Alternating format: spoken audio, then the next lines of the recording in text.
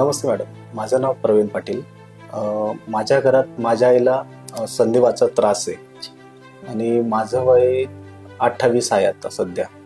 तर संधिवाचा त्रास मला होऊ शकतो का पुढे भविष्यात जाऊन? तर मला त्यासाठी म्हणजे एक सजेशन हवं होतं. सांधिवात त्यांना कोणत्या प्रकाराचा आहे हे जाणून घेणं महत्वाचं आहे. बरोबर. काही आजार जे असतात ते अनुवंशिक असतात. बरोबर. आणि त्याच्यामुळे नेक्स्ट जनरेशनला त्याची रिस्क असते. म्हणजे काही प्रमाणात हा काही जनुकीय बदलांमुळे किंवा आपल्याला जे वारसा जो येतो आई वडिलांकडनं, आजी आजोबांकडनं, ह्याच्यामुळे काही प्रमाणात जो सांधिवात असतो तो अनुवंशिकता असतो. जसं सोरियासिस आम्ही म्हणतो की सोरियासिस रन्स इन फॅमिली. खूपदा आई वडिलांना सोरियासिस असेल तर तो मुलांमध्ये पण काही प्रमाणात येऊ शकतो. काही त्याचं वय सांगता येणं कठीण आहे. 100% असं पण नाहीये की तुम्हाला त्रास होऊ शकतो.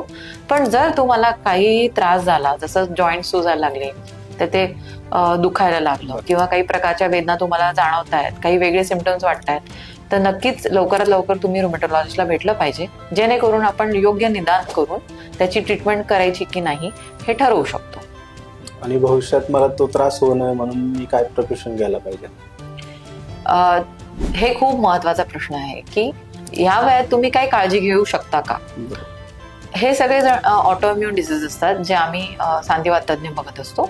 तर हे सगळे ऑटोइम्युन डिसीजेस कधी वाढतात? तर जेव्हा तुम्ही इम्युन ट्रिगर्ड होतात, म्हणजे जसं इन्फेक्शन्स होतात, किंवा याच्यासाठी तुमची रोगप्रतिकार शक्ती ही खूप व्यवस्थित प्रबळ पाहिजे. त्याच्यासाठी तुम्ही काय केलं पाहिजे की व्यवस्थित व्यायाम केला पाहिजे. तुमचं जे आहार आहे ते खूप व्यवस्थित नियमित आहार असला पाहिजे. तुमच्यावर स्ट्रेस खूप कमी असले पाहिजे. आणि व्यायामामध्ये पण काही पद्धती आहेत, जसं प्राणायाम आहे, मेडिटेशन आहे.